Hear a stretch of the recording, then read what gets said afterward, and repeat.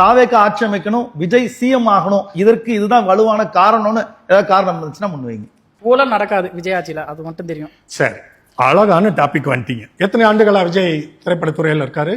30 ஆண்டுகள். 30+ அவரே சொல்றாரு. 30 ஆண்டுகள். 30 ஆண்டுகளில் இவர் ஈட்டிய சம்பளம், இவர் சேர்த்து வைத்திருக்கிறது, இவருடைய பேங்க் பேலன்ஸ் எல்லாமே சேர்த்து ஒரு 5000 கோடி வந்திருக்கணும். குறைஞ்சது 2500 கோடி. ஆனா எவ்வளவு டிக்ளேர் பண்ணிருக்காரு? எங்க போச்சு அந்த மத்த பணம் எல்லாம்? ஒரு ஆக்டருக்கு யார் சம்பளம் தருவாங்க? தயாரிப்பாளர். தயாரிப்பாளர். நீ எங்க வருவேன்னு எனக்கு தெரியும். அதுக்கு என்கிட்ட இருக்கு. டைரக்டா பாத்தீங்கன்னா சன் பிக்சர்ஸ் அவங்களா இருக்காங்க. உதயநிதினே சொல்லு, ரெட் ஜெயண்ட்னு. ரெட் ஜெயண்ட் இருக்காங்க சார். ஆமா. அப்ப அவங்க உதயநிதி ஊழலை பத்தி பேசினாரா? நான் தூயவான் உதயநிதி சொன்னாரா? நான் தூய கட்சின்னு சொன்னாரா? தூய கட்சின்னு சொன்னது யாரு? நான் தூயவான்னு சொன்னது யாரு? தூய சக்தி. உடனே அமைதி ஆகிற இவ்வளவு நேரம் உடனே பதில் சொன்ன. நான் தூயவன், ஊழல் செய்ய மாட்டேன், ஒரு பைசா வாங்க மாட்டேன், யாரையும் வாங்க விட மாட்டேன். இவர் வாங்கின கருப்பு பணத்துக்கு என்ன பொருள்? இப்போ நான் காசு கொடுத்தானே சார் ஒருத்தன் வாங்குவாங்க. அப்ப அவங்களுக்கு எப்படி சார் காசு வருதுன்னு கேட்கறாங்க சார். ப்ரொடியூசர்ஸ் சன் பிக்சர்ஸ் கேட்ட கேள்வி உனக்கு விளங்குச்சா? தன்னை தூயவான் என்றும் தன் கட்சி தூய கட்சி என்றும் ஊழலே செய்ய மாட்டேன், யாரையும் வாங்க விட மாட்டேன்னு சொன்னவரு இதுவரைக்கும் செய்த ஊழலுக்கு சொல்லியிருக்காரா? விளக்கம் சொல்லியிருக்காரா? ரஜினிகாந்த் சொன்னாரு, உங்களுக்கு தெரியுமா? ஆமா, நான் கருப்பு பணம் வாங்கியிருக்கேன். அது உங்க விஜய் ஏன் சொல்ல துணியல?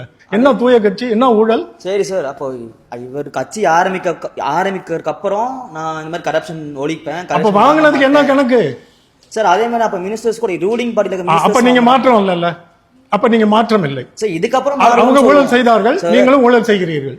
ஊழல் சினி ஃபீல்டு பாலிடிக்ஸ் வேற தானே சார். இப்போ ஒரு பொலிட்டிக்ஸ் ஒரு சர்வீஸ் பண்ற ஒரு பர்சன் வந்து கரப்ஷன் பாலிடிக்ஸ் வேற. நீங்க பாலிடிக்ஸ் வந்துட்டீங்களே, அதான் சார். அப்ப சினி ஃபீல்ட்ல பண்ண கவர்மெண்ட் என்னோட பணம் பண்ண மாட்டாங்க. உன் பணத்தையும் சேர்த்தா விஜய் திருடி இருக்காரு. சரி, என் காசு தான் திருடுறானு. என் காசையும் திருடலாம், நான் கேட்க தானே செய்வேன். என் காசை தான் ஒரு படத்துக்கு மூலமா இன்டைரக்டா திருடுறாருன்னு வச்சுப்போம். ஒரு ஆக்டர் நடிச்சு திருடுறது ஒரு கம்மியான ஒரு தண்டனையா? ஒரு சர்வீஸ்ல இருக்கிற ஒரு மினிஸ்டர் திருடுறது ஒரு கம்மியான தண்டனையா சார்? கருப்பு பணம் தான் சார். கருப்பு பணம் ஊழல் தானே. ஊழல் தான் சார். எல்லாம் ஓகே. 2 கோடி ஊழல் தானே சார். 10 லட்ச ரூபா இருந்தாலும் ஊழல் தான் சார். என்னப்பா பேசிட்டு இருக்கோம் சார்? முடிஞ்சு போச்சுல்ல சார். விஜய் ஊழல்வாதின்னு ஒத்துக்கிறீல்ல? விஜய் ஊழல்வாதின்னு ஒத்துக்கிட்டு இல்ல. சினிமா சைடுல ஊழல்வாதியா இருக்கா சார்? அரசியல் வந்து ஏன் சினிமா ஊழல் வேற, அரசியல் ஊழல் வேற சார். Difference impact. இப்போ தம்பி என்னப்பா, சினிமால இருந்து உனக்கு 10 லட்சம் கொடுத்தா வாங்கிக்க மாட்டியா? அரசியல்ல இருந்து 100 ரூபாய் கொடுத்தா வாங்கிக்க மாட்டியா? காசு தானப்பா. திருட்டு தானப்பா. ஆமா சார்.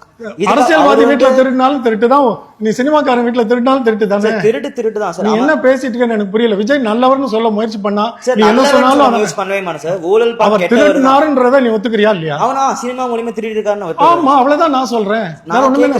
சரி, அவர் இப்படி திருடானா பாலிடிக்ஸ்ல மினிஸ்டர்ஸ், பவர் டேக்கர் மினிஸ்டர்ஸ் எப்படி சார் அப்படி திருட முடியும்? ஒவ்வொரு மினிஸ்டர்ஸும் பதவி ஏற்கனவே முன்னாடி என்ன சொல்லுவாங்க, என்ன சொல்லி பதவி ஏற்பாங்க? இவர் தூய கட்சின்னு சொன்னாரு, அதுக்கு பதில் சொல்லுங்க எனக்கு. ஒவ்வொரு மினிஸ்டர்ஸும் இப்ப நீங்க தானே சொல்றீங்க, நடிகர் விஜய் தான் தூயவன், ஊழல் செய்ய மாட்டேன்னு சொன்னாரு. அது சினி ஃபீல்ட்ல இருக்கிற போது என்னங்க சினி ஃபீல்டு? நீங்க பணம் தானே. சினி ஃபீல்டு வேற, பாலிடிக்ஸ் வேற. நம்ம மென்ஷன் பண்றது ரீசன் வேற. நீதிமன்றத்துல போய் இப்படி சொல்லுவீங்களா? நீதிமன்றத்துல ஒவ்வொரு மினிஸ்டர்ஸும் பதவி இருக்கும் போது நான் சொல்லட்டுமா?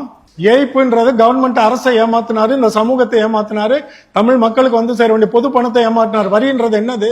30 வருஷம் திருடிட்டு என்ன திடீர்னு தலைவராய் தூயவான்னுக்கிறதா என் கேள்வி. 70 வருஷமா ஒருத்தவங்க திருடிட்டு கட்சி நடத்திட்டே தானே sir. Very good, that's my point. அப்ப அவனும் திருடன், நீயும் திருடன் தானே. மாற்றம்னு சொன்னீங்களே, அப்ப மாற்றம் இல்ல. நீ என்ன தெரியுமா, உங்க பாயிண்ட்ல இருந்து என்ன தெரியுமா மக்கள் விளங்குவாங்க? கவுன்சிலர் திருடுறான், எங்க ஹீரோ திருடக்கூடாதான்னு. அதான் நானும் சொல்றேன். தப்பு தான் சார் சொல்றேன். அவன் முடிஞ்சு போச்சு பாது. உங்க ஆளு திருடான்னு சொல்றீங்க. திருட தப்பு தானே. கருப்பு பணம் வாங்கினவன் திருடன் தானே. நீங்க என்ன ஊழலை பத்தி பேசுறது நான் கேக்குறேன். எனக்கு சரியான கேள்வி என்ன கேளுங்க. திமுக இவ்வளவு வருஷம் ஊழல் பண்ணிட்டு தானே சார் இருந்திருக்காங்க. 10 வருஷம் இதுக்கப்புறம் வர திமுக பண்ணிச்சுன்னு சொல்றீங்களா? 50 ஆண்டுகள் ஊழல் பண்ணிச்சு திமுக. ஒரே ஒரு ஆண்டுதான் ஊழல் பண்ணிச்சு தாவேக்கா. அதனால மன்னிச்சிடலாமா? அமௌண்ட் டிஃபர்ஸ் ஆகும் சார். இப்போ 1 லட்சம் அது அமௌண்ட் டிஃபர். சரி, அது 1000 கோடி. இவர் 100 ரூபாய் மட்டும் தான். 100 கோடி பண்ணாரு. இவங்க பவர்ல இருந்து 1000 கோடி எப்படி பண்ணலாம் சார்? இவன் வாட்ஸ் யுவர் பாயிண்ட்? தூயவரா? இதுக்கப்புறம் சரி cinema தூயவரா? he claims to be holy. நான் சொல்றேன் சார். நீ அதனால அவர் சினிமா ஃபீல்ட்ல ஒரு தப்பு பண்ணி வந்தாருன்னு வெச்சுக்கலாம். அப்ப மாற்றம்னு நீங்க சொல்றதுக்கு இடமே இல்ல. கருப்பு பணம் வாங்குனவனும் கெட்டவன் தானே, தப்பானவன் தானே. so Vijay is not a change. you cannot vote for மாற்றம். அவரும் தவறானவர் தான். சொன்னா ஒத்துக்குவாயா? சொல்ற வரைக்கும் அசியூம் பண்ணாத. தவறானவனுக்கு வக்காலத்துக்கு வராத. நீ என்ன இளைஞன்? நீ நான் வந்து யாருக்கும் சப்போர்ட் பண்ணுவேன். இப்போ நீ விஜய் சப்போர்ட் பண்ணியா என் ப்ராப்ளம் இல்ல, தப்ப நியாயப்படுத்தாதாங்க சார். நான் அதெல்லாம் சொல்லிட்டேன் சார், விஜய் பண்ண ஊழலும் தப்புன்னு தானே சார் நான் சொன்னேன். அவ்வளவுதான், முடிஞ்சிருச்சு. டென்ஸ் தேர். ஓகே, அடுத்தது. ஓகே, ஃபர்ஸ்ட் நான் ஸ்டார்ட் பண்றது ஒரு திருக்குறளோட ஸ்டார்ட் பண்ணணும்னு நினைக்கிறேன். நல்லா இருக்குமா கேட்க? தாவேக்காவோட அந்த அதெல்லாம் குறள் பரவாயில்ல. ஆரம்பிக்கிறேன். திருக்குறள் தாவேக்காது இல்ல. இல்ல தாவேக்கா இப்ப நாங்க பரவாயில்லங்கறேன். Okay fine sir. சோ அதாவது இவங்க கட்சியில ஒரு ஒன் ஆஃப் த திருக்குறளா இருக்கு. அதை சொல்லி ஸ்டார்ட் பண்றேன். பிறப்பொக்கும் எல்லா உயிர்க்கும் சிறப்போவா செய்தொழில் வேற்றுமையான். நான் என்ன நினைக்கிறேன்னா, வாரிசு அரசியல் இல்லாம இது இருக்கு தாவேக்கா. சோ இப்போ கரண்டா பாத்தீங்கன்னா இவங்க வந்து ஒரு வாரிசு அரசியலா இருக்கு. எதை வச்சு நான் சொல்றேன்னா, எனக்கு இருக்க புரிதலை வச்சு சொல்றேன். மூத்த தலைவர்கள் இருக்காங்க. சோ இவங்க எல்லாரையும் விட்டுட்டு உதயநிதியை வந்து ஏன் டெப்யூட்டி சிஎம்மா வந்து ஆக்குனாங்கன்னு தெரிஞ்சுக்கலாமா? எனக்கு அதுக்கான எது அண்டர்ஸ்டாண்டிங் தெரியல. சோ அதனால உங்ககிட்ட கேக்குறேன். இந்த வாரிசு அரசியலால் தமிழக மக்கள் இழந்தது என்னன்னு எனக்கு நீங்க சொல்லணும். சீனியரா இருக்கிறவங்களுக்கு ஏன் வாய்ப்பு கொடுக்கலன்னு சொல்லி கேக்குறேன். அதான் அந்த கட்சியிலேயே நிறைய அவங்கெல்லாம் உன் சித்தப்பா பெரியப்பாவா, மாமா மச்சானா? நீ அவங்களுக்காக ரொம்ப கவலைப்படுறியா? தமிழக மக்களை பத்தி கவலைப்படுறியா? இல்ல எப்படின்னா இப்ப ஃபார் எக்ஸாம்பிள் இப்போ இல்லம்மா, எனக்கு புரியுது.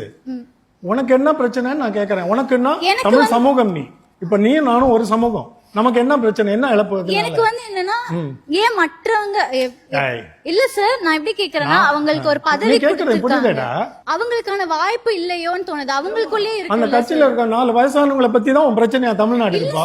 அவனுக்கு பதவி கிடைச்சா கிடைக்கலன்னா உனக்கு எனக்கு என்னம்மா? அப்படி இல்ல சார், நான் அப்படி சொல்ல வரல. பின்ன என்னதான் சொல்ல வரேன்? எல்லாருக்குமே வாய்ப்பு கொடுக்கணும் இல்லையா? வெளியே தெரியாது சார். அது பாருமா, எது நமக்கெல்லாம் இப்ப பிரச்சனை? எங்க வாக்களிக்க போறோம்? அங்க வயசான துரைமுருகன் வெல்லணும் நம்ம வாக்களிக்க போறோம்? தமிழ்நாட்டுக்கு ஏதாவது நல்லது நடந்துராதா? இந்த கல்வி தொடர்ந்து நல்லபடியா நடக்காதா? சுகாதாரம் கிடைக்காதா? மருத்துவம் கிடைக்காதா? வேலை வாய்ப்பு கிடைக்காதா? இதுதானே சமூக பிரச்சனை. எனக்கு அது புரியுது. நான் உன்கிட்ட கேட்கறது, அது கட்சியில இருக்க 4 வயசானவங்க பிரச்சனை. எங்களுக்கு தராம அவன் பிள்ளைக்கு தூக்கி கொடுத்திருக்கியான்னு அவன் கேட்கட்டும். உனக்கு என்ன அதுல பிரச்சனைங்கிற? விஜய் சொல்றான்றதுக்காக இதெல்லாம் நீ தூக்கிட்டு வரக்கூடாது. அவர் உங்களையெல்லாம் அப்படித்தான் ஏமாத்தி வச்சிருக்காரு. இந்த மாற்றத்தை விஜய் தருவார் நம்புறேன். அதனால நான் அவருக்கு வாக்களிக்கணும்னு நினைக்கிறேன் அப்படிங்கிறவங்க மட்டும். நான் அந்த கேஸ்ட் விஷயத்தை பத்தி பேசினதுனால அந்த கேள்வி கேட்கிறேன். இந்த கவின் அந்த ஆணவ கொலை ஒண்ணு நடந்துச்சு இல்ல, அதுக்கான முடிவு ஏன் இன்னும் கொண்டு வரல? ஒரு சட்டம் அதுக்காக ஒண்ணு போட்டிருக்கலாம், லைக் அதுக்கான ஒரு இது வந்திருக்கலாம். விஜய்க்கு வாக்களிக்கிற அந்த கேள்வியே கேட்க கூடாது. உன் தலைவர் பேசினாரா? உன் தலைவர் பேசினாரா? இல்ல, இந்த அரசுக்கு கொண்டு வந்திருக்கலாமே. நான் இதுக்கு பதில் சொல்ல மாட்டேன். ஏன்னா உங்க தலைவருக்கு தகுதியான வரல. ஏன் பேசலன்னா, இந்த ஜாதியை பத்தி பேசினா அவன் போட மாட்டான், அவனுக்கு இது பண்ணா பேச மாட்டான். அதனால வாயை மூடிட்டு அமைதியா இருக்காரு. சார், ஆக்சுவலி அவங்க 75 இயர்ஸா இங்க இருக்காங்கன்னு நீங்க சொல்றீங்களே, அவங்க ஏன் இன்னும் ஒயின் ஷாப்லாம் இப்ப அதிகமா தானே இருக்கு? ட்ரக்ஸ், இந்த கஞ்சா இதெல்லாம் அதிகமா தானே இருக்கு. ஏன் அது இன்னும் ஒழிக்காம இருக்காங்க? Good question. ஆனா ரெண்டையும் செய்யக்கூடாது. இது வந்து கவுண்டர் வச்சு கவர்மெண்ட் விக்கிறது டாஸ்மாக். போதை கவுண்டர் வச்சு கஞ்சாவை விக்கிறது இல்ல. கஞ்சா கடத்தப்பட்டு திருட்டுத்தனமாக உள்ளே கொண்டு வரப்படுகிறது. தமிழ்நாட்டுக்குள்ள எப்படி வருது? இப்போ இந்த அரசுனாலன்னு உங்க தலைவர் விஜய் சொல்லிட்டே இருக்காருல்ல, அது வந்து தேர்தலுக்காக ஆள்கிற அரசின் மேல் குற்றச்சாட்டு சொன்னாதான் வாக்குகளை கொண்டு வர முடியும். அதனால போதை கலாச்சாரம், இளைஞர்கள் சீரழிந்துங்கிறாரு. ஒரு குறிப்பிட்ட அரசியல் பின்னணி உள்ள ஒரு அமைப்பு தமிழ்நாட்டுக்குள்ள ஒரு அவலத்தை நிகழ்த்தி கெட்ட பெயர் கொண்டு வந்து இளைஞர்களை போதை கலாச்சாரத்தில் சீரழித்து இங்கு ஆட்சியை பிடிக்க வேண்டும் என்று கீழ் வழியாக தவறான வழிகளில் முயன்று கொண்டிருக்கிறார்கள். வட இந்திய தொழிலாளர்கள் மூலமாக, பயணிகள் மூலமாக, இன்டர்நேஷனல் டூரிஸ்ட் மூலமாக தமிழ்நாடை எப்படியாவது கைப்பற்றி விட மாட்டோமா, எப்படியாவது சீரழிச்சிட மாட்டோமான்னு இந்தியா முழுக்க அவர்களுக்கு பெரிய ஆளுமை இருக்கிறது. மிகப்பெரிய தொழிலதிபர்கள் அவர்கள் பாக்கெட்டுக்குள்ள இருக்கிறார்கள். இதையெல்லாம் தாண்டி இவ்வளவாவது கண்ட்ரோல்குள்ள வைக்க முடியுதுன்னு நாங்கெல்லாம் வந்து பாராட்டி ஸ்டாலின் ஐயா பின்னாடி, சீஃப் மினிஸ்டர் பின்னாடி நின்றுட்டு இருக்கிறோம். நம்ம ஊருக்குள்ள பீகார் தொழிலாளர்கள், உத்தரப்பிரதேசல இருந்து தொழிலாளர்களா வந்துட்டு இருக்காங்கன்னு மட்டும் நீங்க நினைக்கிறீங்க. அதுல பெரும்பாலானவர்கள் உண்மையான தொழிலாளர்கள் வந்து நல்ல முறையில சம்பாதித்து உழைத்து குடும்பத்துக்கு அனுப்பிட்டு இருக்கான். அதுக்குள்ள இந்த கூட்டமும் இருக்குது. உங்களுக்கு யாருன்னு தெரியாது, நமக்கு தெரியாது. இதை போராடி தடுத்து நிறுத்தி தினந்தோறும் அவங்களை பிடிச்சி அவங்க மாநிலத்துக்கு திரும்ப அனுப்பி சிறைக்குள்ள கைது பண்ணி போட்டு பல வேலைகளை அரசு செய்து கொண்டு இருக்கிறது. உள்ள திணிக்கிறவன் ரொம்ப பெரிய வல்லமை உள்ள ஒரு கூட்டம். அது யாருன்னு நீங்க பார்த்து அதுக்கான வழிகளை கண்டுபிடிச்சு அரசுக்கு உதவுறதை விட்டுட்டு அது அரசியல் தேர்தலுக்கு கொண்டு வந்து நிறுத்தினீங்கன்னா தமிழ்நாடு முன்னேறாது. டாஸ்மாக் அரசாங்கம் முதல்ல தனியார்களுக்கு ஏலம் விட்டுட்டு தனியார்கள் தான் கடன் நடத்திட்டு இருந்தாங்க. என்னோட மிக நெருங்கிய நண்பர்கள் டி நகர்ல ஒரு பெரிய ஷாப் வச்சுட்டு இருந்தான். ஜெயலலிதா அம்மா பார்த்தாங்க, இது என்ன இவனுங்க எல்லாம் சம்பாரிச்சிட்டு இருக்குது, இது அரசுக்கு வருமானம் ஆக்கிடுவோம்னு சொல்லி தனியாருக்கு எடுத்துட்டு அரசுக்கே எடுத்துக்கிச்சு. அவங்க தான் கொண்டு வந்தாங்க டாஸ்மாக். தமிழ்நாடு அதுதான் டாஸ்மாக், TASMACன்ற அப்ரிவியேஷன், அது அக்ரோனிம். அதை வச்சு அரசே இந்த வருமானத்தை எடுத்துக்கிட்டா அதை மக்கள் நலத்திட்டங்களுக்கு கொண்டு போலாமேன்னு கொண்டு வந்தாங்க. எடப்பாடி முதல்வர் ஆகிறது வந்து 2வது முறை அதிமுக ஆட்சி. அந்த தேர்தல்ல திமுக கொடுத்த வாக்குறுதி என்ன தெரியுமா? மதுவை ஒழிப்போம், நோ டாஸ்மாக். திமுக தோத்துருச்சு. எதுக்குங்க மதுவை ஒழிக்கணும்?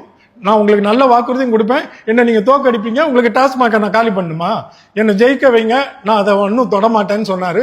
இப்ப டாஸ்மாக் நடந்துட்டு இருக்கு. இது யார் காரணம்னு நினைக்கிறீங்க? நம்ம தானே. திமுக அரசு சொல்லிச்சு டாஸ்மாக ஒழிப்பேன், கடையை மூடுவேன்னு. தோக்கடிச்சிட்டீங்களே, ஜெயலலிதாக்கு வாக்களிச்சிங்களே, அதனால ஒரு டாஸ்மாக திறந்து வச்சிருக்காரு.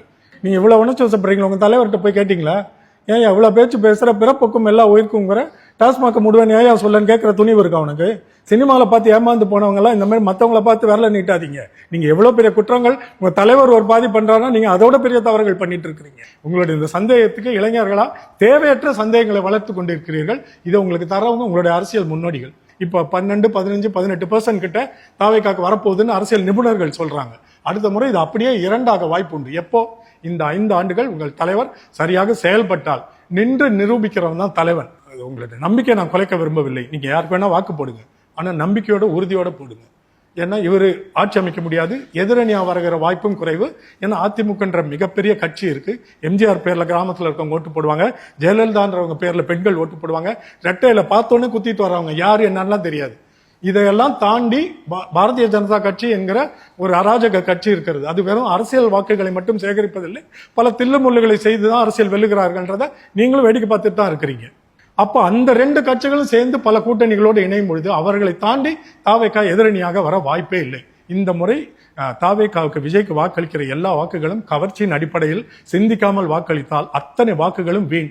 உங்களுடைய வாக்கு வீணா போயிடும், உங்களுடைய நம்பிக்கையெல்லாம் தகர்ந்து போயிடும். சிந்தித்து யாருக்கு போடுற வாக்கு உங்களுக்கு சரியான செல்லுகிற வாக்காக அமையும், ஒரு நல்ல எதிர்காலத்தை தமிழ்நாட்டுக்கு தருன்ற நம்பிக்கையோட வாக்களிக்க.